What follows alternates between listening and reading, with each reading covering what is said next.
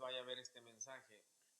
Quiero primero dar las gracias a nuestro hermano Farín que nos ha abierto las puertas de este estudio. También muchas gracias a su familia que nos han tratado muy bien cada vez que hemos estado aquí y se nos ha dado la oportunidad de compartir un poco de lo que hemos aprendido acerca de la vida cristiana, acerca del Evangelio. Y hoy en día vamos a tratar un tema que ya se ha venido tratando, otros hermanos y hermanas han traído estudios acerca de la importancia del discipulado en un nuevo creyente. Y hermanos, quiero primero establecer algo. ¿Qué es discipulado? ¿Cómo definir discipulado? Porque muchas veces queremos saber qué tan importante es algo, pero no comprendemos a plenitud qué es ese algo. Entonces, ¿qué es el discipulado? ¿Cómo definir discipulado? Mire, una definición que yo encontré de discipulado es ejercicio o proceso de transformación en el que un individuo se compromete a seguir, a aprender la disciplina, a aprender el ejemplo, a seguir los pasos, a seguir las conductas, a seguir el pensamiento de un disciplinador o de un discipulador. Entonces podemos establecer que discipulado es un proceso de transformación que ocurre en la vida de la persona que quiere ser discipulada. Es un ejercicio, es un cambio que se va dando en las personas, pero no es un cambio que se da instantáneamente, es un cambio que se va a ir dando gradualmente, dependiendo de la voluntad, dependiendo del compromiso que tengamos para seguir los pasos, las conductas, las enseñanzas de un maestro que nos discipule o de un discipulador. Es decir, si usted, mi hermano, mi hermana, si usted quiere ser un discípulo de un pintor, bueno, usted se va a comprometer a seguir las enseñanzas de ese maestro que le va a enseñar pintura. Usted puede aprender pintura, ya sea pintar con acuarela, pintar en óleos, pintar en frescos, en fin, diferentes categorías que hay acerca de la pintura. Y usted se compromete, usted quiere aprender pintura, bueno, usted se compromete a seguir los pasos, las enseñanzas de ese maestro, de ese discipulador que lo va a discipular a usted. Usted quiere aprender arquitectura, bueno, usted se compromete a seguir las enseñanzas, los pasos e incluso a veces la filosofía del maestro discipulador. Y así usted está siendo discipulado, está sometiéndose a un ejercicio de transformación. Eso es el discipulado. El discipulado es un ejercicio o un proceso donde las personas somos cambiadas, somos transformadas. Ahora, fíjese, algo que regularmente, no siempre, pero regularmente los maestros discipuladores quieren que aquellos que ellos discipulan, es decir, aquellos que los maestros enseñan, eventualmente ellos se conviertan en discipuladores para futuros discípulos. Ahora, en la vida de los cristianos, en nuestro aspecto, en nuestra área, los cristianos tenemos al mejor maestro que podamos tener, a Cristo Jesús. Bien, si nosotros queremos ser buenos cristianos, buenos discípulos, tenemos que seguir las enseñanzas de aquel que nos va a discipular.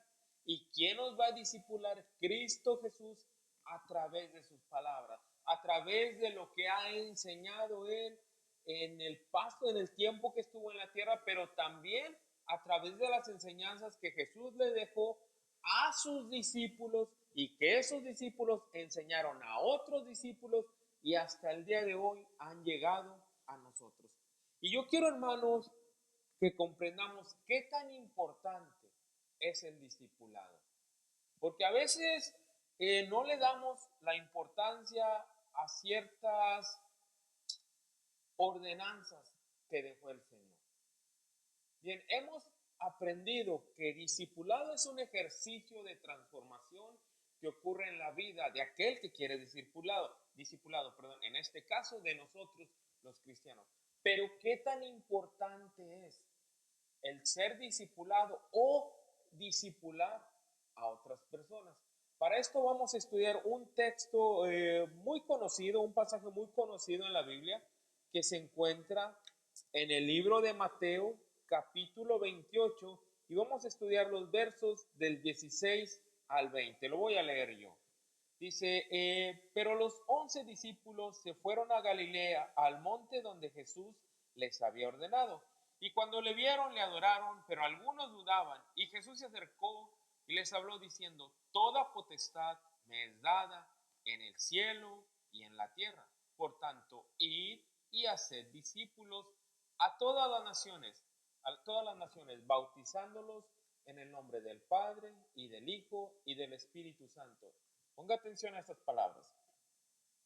Enseñándoles que guarden todas las cosas que os he mandado. Y he aquí yo estoy con vosotros todos los días hasta el fin del mundo. Amén. Mire, el contexto de este pasaje que acabamos de leer es que Jesús ya había anunciado su muerte, ya había anunciado que lo iban a traicionar. Y bueno, a Jesús lo arrestan, a Jesús lo crucifican, Jesús muere en la cruz, pero Jesús les deja dicho qué es lo que van a tener que hacer cuando Él muera, cuando Él resucite. Jesús los discipuló, qué era lo que tenían que hacer. Y en este pasaje que acabamos de leer, el contexto es que Jesús ya había muerto y ya había resucitado. Pero había un cierto grado de confusión tanto en los romanos como en los judíos e incluso los mismos discípulos de Jesús. No sabían exactamente qué era lo que estaba ocurriendo. Aunque Jesús ya les había dicho lo que iba a ocurrir y lo que tenían que hacer ellos, estaban en cierto modo indecisos, incrédulos, no sabían muy bien qué era lo que tenían que hacer. Unas mujeres van y buscan al sepulcro a Jesús. Un ángel les dice, ¿por qué buscan entre los muertos aquel que vive? Estas mujeres van y le comunican a los discípulos de Jesús y ellos todavía aún así no quieren creer muy bien. Bueno, en este contexto ya ha ocurrido todo eso y ya los discípulos están yendo hacia Galilea. Jesús les dice, cuando yo haya resucitado, yo me les voy a aparecer en Galilea. Y es lo que dice el primer verso que leímos, dice, pero los 11 discípulos se fueron a Galilea. ¿Por qué 11? Bueno, recordemos que uno de ellos había traicionado a Jesús y bueno, esta persona pues se quitó la vida. Solo quedaban 11 que fueron hacia donde Jesús les había dicho que tenían que ir. Y vemos que ellos se trasladan a Galilea. Y mira lo que ocurre en el verso 17. Dice, y cuando le vieron, le adoraron, pero algunos dudaban. Hermano, esto ha ocurrido a lo largo de toda la historia de la humanidad. Los discípulos de Jesús habían visto los prodigios y milagros que había hecho el Señor. Pero la muerte es algo tan impactante en la vida del ser humano que cuando ellos se dieron cuenta que Jesús había muerto, pues en cierta manera creían que ya era el fin. Pero no, Jesús les había dicho, yo voy a resucitar. Y cuando ellos lo ven, unos le adoran, pero otros dudaban. Mi pregunta para ti, incluso para mí mismo, es ¿en qué grupo estamos usted y yo? ¿En los que le ven y le adoran? ¿O en los que dudamos de lo que Jesús puede hacer? Esto define muy bien, hermanos, este verso define muy bien las dos posiciones de los seres humanos, aquellos que creen y aquellos que no creen. La fe es eso, hermano. Creer. Creer incluso sin haber visto. Pues fue la certeza de lo que se espera, es decir, lo que aún no ha llegado. La convicción de lo que no se ve, lo que nuestros ojos tangiblemente no pueden ver, nosotros lo tenemos que creer. El día de hoy, hermanos, no hay un ser humano que físicamente haya visto a Jesús, pero hay millones que por fe creemos en Jesús. Y este verso define muy bien las dos posiciones de los seres humanos, tanto los que creen como los que no creen. Pero creer por creer, hermanos, no sirve de mucho. Si nosotros le creemos a alguien, confiamos en esa persona. Es decir, si usted y yo creemos en Jesús, debemos obedecer lo que Jesús nos dice que hagamos. Bueno, estos discípulos creyeron en Jesús y cuando lo ven, lo adoran. Una referencia, hermanos, inequívoca de que Jesús es Dios. Y Jesús les dice, ok, ellos saben, los discípulos saben que Jesús ya murió, ya resucitó. Jesús mismo se da cuenta de cómo los discípulos están confundidos, están impactados. Y Él les dice, y Jesús se acerca y les habla, dice, diciendo, toda potestad me es dada en el cielo y en la tierra. Hermanos, aquí ocurre algo muy importante. Jesús vino a la tierra, Jesús se encarnó en un ser humano. Jesús no tomó el ser igual a Dios como cosa a la cual aferrarse. Es decir, Jesús de haber estado en una posición exaltadísima, lo más alto, Jesús bajó y se hizo igual a los seres humanos. Por un tiempo, por 33 años, Jesús tuvo que vivir la vida de un ser humano. Vivió y comió como un ser humano, se cansó y sudó como un ser humano, fue probado en todo, nos dice la Escritura, como un ser humano. Pero el tiempo, hermano, de humillación de Jesús había terminado. Y ahora Jesús está tomando o retomando el lugar que es de Él. Dice aquí, toda potestad me es dada en el cielo y en la tierra. Es decir, Jesús les está diciendo, hey, yo tengo autoridad para mandarlos a ustedes. Yo tengo autoridad para mandar incluso a aquellos que están arriba. Jesús tiene toda la autoridad. Otras versiones de la Biblia dice, toda potestad me es dada, toda autoridad me es otorgada, todo derecho me es dado. Es decir, Jesús tiene el poder de comandar, de decirnos qué es lo que hacer o qué es lo que no debemos hacer. Aquellos que nos hemos sometido voluntariamente a seguirles. Y profundiza más allá su autoridad. Dice, Jesús ya ha establecido que toda autoridad en Él es embestida. Él es amo, Él es Señor, Él es Rey, Él es Dios. Y ahora que ya ha establecido, que ya les ha dejado en claro a sus discípulos, que Él ya ha resucitado y que todo el poder, toda la autoridad le es dada a Jesús, da una orden. Dice, por tanto, id y haced discípulos. Bueno, aquí radica la importancia del discipulado. Note lo que dice Jesús. Por tanto, id y haced discípulos. Jesús no está pidiendo un favor. Jesús no está diciendo, oigan, si tienen tiempo, vayan y hagan discípulos. Si no están muy cansados, vayan y hagan discípulos. Cuando no estén muy entretenidos, vayan y hagan discípulos. No, Jesús está diciendo, id y haced discípulos. Es decir, Jesús está diciendo, vayan y transformen a las personas, cambien a las personas, pero no las van a cambiar, hermanos, por lo que en sí eran los discípulos.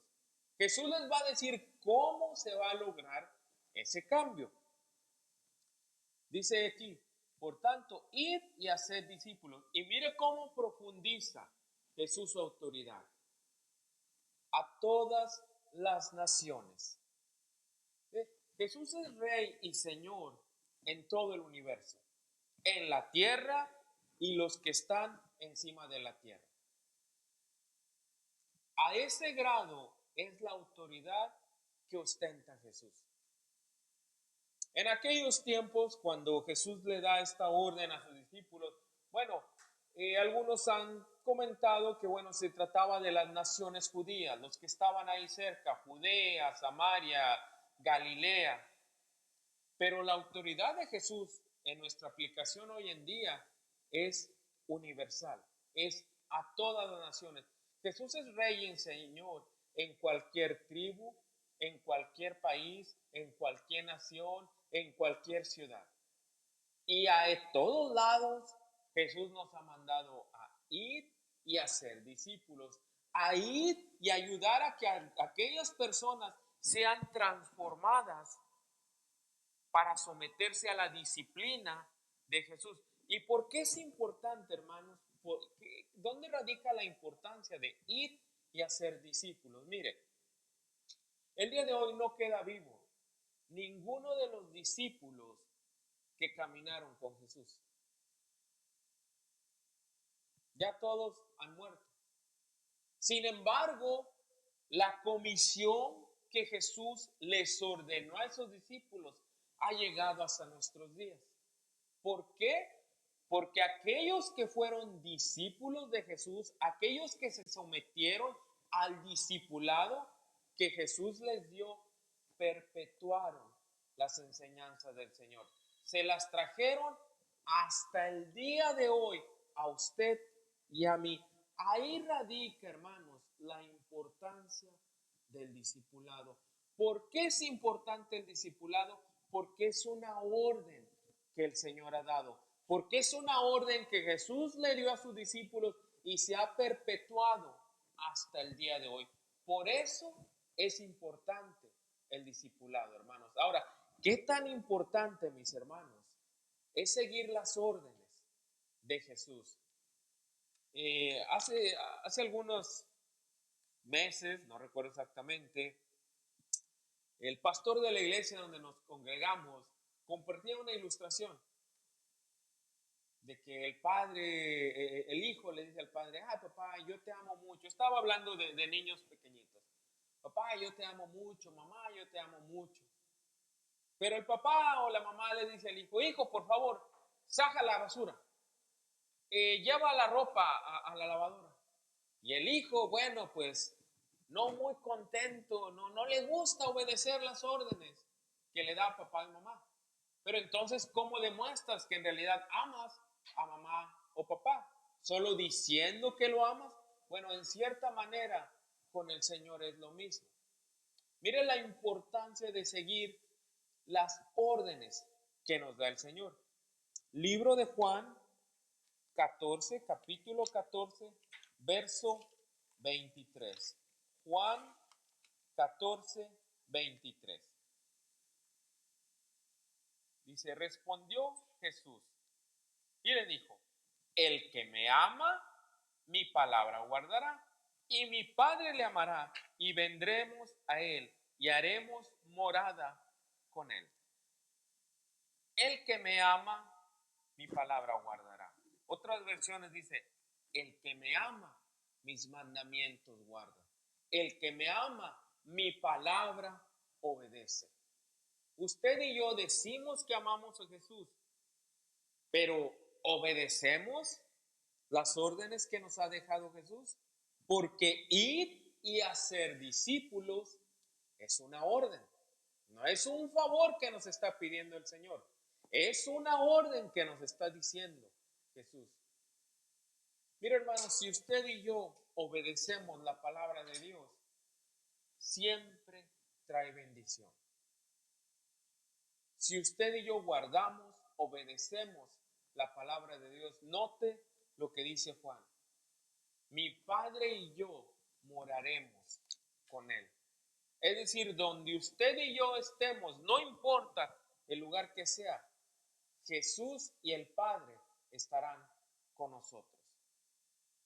La importancia del discipulado, mis hermanos. Ahora, en los versos que hemos leído, hermanos, hablan acerca de aquellos que están discipulando. Pero ¿qué de aquellos que van a ser discipulados? Mire el verso 20 que yo les dije. Enseñándoles que guarden todas las cosas que os he mandado. Hermanos, si usted y yo queremos ser buenos discípulos, tenemos que aprender de aquellos que nos están enseñando.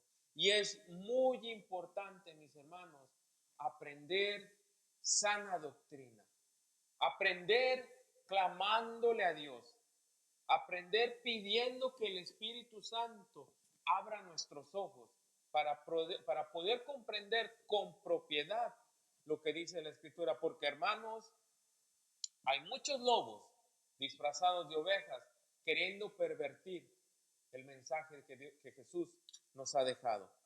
Hermanos, el discipulado incluye el predicar, enseñar, educar, orientar, instruir, guiar, adoctrinar. Por eso es muy importante el discipulado y es muy importante que aquellos que están siendo discipulados pongan mucha atención, se esfuercen en lo máximo de sus capacidades, pero también que el Espíritu Santo los ayude para ser discipulados con propiedad. Pero todo esto, hermano, va más allá de un conocimiento académico. ¿De qué sirve que usted y yo seamos muy discipulados si no lo vamos a poner por práctica? El discipulado, hermano, no solo es impartir o recibir un conocimiento para aprendizaje académico o teórico, sino un conocimiento para la aplicación práctica en nuestra vida diaria. Dios nos llama constantemente a que seamos discípulos reformados, transformados, enseñados por las palabras de Dios, por su Espíritu Santo, y que nos sometamos a la disciplina de Dios y en consecuencia, mis hermanos, podamos acceder al reino prometido que Dios tiene para aquellos que le obedecen. Quiero cerrar con esto, hermanos. El discipulado es un proceso de transformación y no es opcional el hacer discípulos o no. Es una orden que el Señor nos ha dado. Pero humanamente a veces podemos caer en la tentación. ¿A quién vale la pena discipular y a quién no? Hace muchos años recuerdo que un pastor, nos hizo una pregunta. Dijo, ¿quién es más digno de la salvación? ¿Aquel, el campesino humilde que trabaja el campo? ¿O el profesionista preparado que tiene que lidiar con los asuntos de la ciudad? ¿Quién es más digno de la salvación? El último texto que les voy a leer esta noche, mis hermanos, 2 Corintios, capítulo 5, verso 15. Y por todos murió, para los que viven, ya no vivan para él, sino para aquel que murió y resucitó por ellos. ¿Escucha esto? Y por todos murió. Por aquel que ya está siendo discipulado y por aquel que todavía no es discipulado. Por aquel que nos cae muy bien o por aquel que no nos cae muy bien. Por todos murió. Y si Jesús nos ha dado una orden de ir y hacer discípulos, nosotros tenemos que esforzarnos por ir y hacer discípulos sin querer discriminar quién vale la pena o no que se le discipule. Bien, mis hermanos, espero que este mensaje haya sido de bendición para cada uno de ustedes. Que Dios me los bendiga y que la paz del Señor esté con cada uno de ustedes. Hasta luego.